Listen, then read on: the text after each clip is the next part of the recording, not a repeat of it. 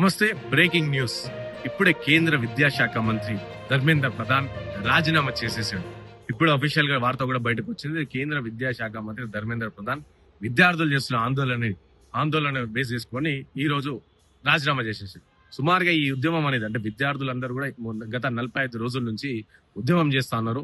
So కేంద్ర ప్రభుత్వం accountability చూపాలి. విద్యాశాఖ మంత్రి నీట్ పేపర్ లీకేజ్ విషయంలో 20 మంది విద్యార్థులు చనిపోయారు కాబట్టి వాళ్ళకి బాధ్యత వహిస్తూ రాజీనామా చేయాలని చెప్పిన డిమాండ్ ఈ రోజు ఫలించింది. సుమారుగా ఈ ఉద్యమం అంతా కూడా అంటే ఒక్కోళ్ళు ఇద్దరు చేసిన దేశవ్యాప్తంగా దేశ ప్రజలు, దేశ పిల్లలు అందరూ కూడా ముఖ్యంగా యువత అంతా కూడా పాల్పంచుకొని సో వాళ్ళ నినాదం ఒకటే, ధర్మేంద్ర ప్రధాన్ రాజీనామా చేయాలని చెప్పేసి. సో ఈ ఒత్తిడికి లోనే ప్రభుత్వం కూడా వాళ్ళతో చర్చలు జరిపి ఒక రోజు మాకు టైం అండ్ రేపు మధ్యాహ్నం వరకు టైం ఇవ్వండి అని చెప్పి నిన్న నైట్ చెప్పింది.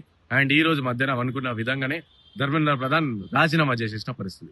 సో ఈ ఉద్యమం ఏదైతే విద్యార్థులు తీసుకున్న ఉద్యమం ఏదైతే కంప్లీట్ దేశ ప్రజలందరూ చిన్న పెద్ద అని తేడా లేకుండా అందరూ కూడా పాల్గొని నెక్స్ట్ ఫ్యూచర్ జనరేషన్స్ కోసం మా ఫ్యూచర్ కోసం మేము కొట్లాడుతున్నామని చెప్పి ఈ రోజు వాళ్ళు చాలా పెద్ద ఎత్తున రాష్ట్రాల వ్యాప్తంగా కావచ్చు లేకుంటే దేశవ్యాప్తంగా అందరూ కూడా కలిసి దేశవ్యాప్తంగా నిరసన తెలుపుతూ ఉంటే ఇటు రాష్ట్రంలో కూడా ఎవరైతే అంత దూరం పోని వాళ్ళు రాష్ట్రంలో వాళ్ళ ఊర్లలో వాళ్ళ మండలాల్లో కూడా ప్రొటెస్ట్ చేసారు.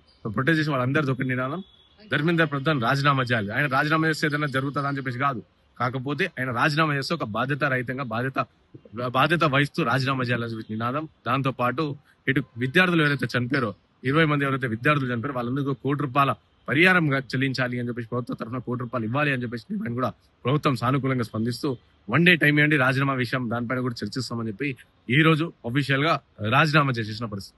కాబట్టి దేశ ప్రజలందరూ కూడా దేశ విద్యార్థులందరూ కూడా ఒకసారి హర్షం వ్యక్తం చేస్తారు. ఎందుకంటే వాళ్ళు ఇన్నొద్దులు ఉద్యమించిన ఉద్యమానికి ఫైనల్ గా వాళ్ళు అనుకున్న విధంగానే రిజల్ట్ వచ్చింది. కానీ ఈ ఉద్యమం ఇంతటితో ఆగదు.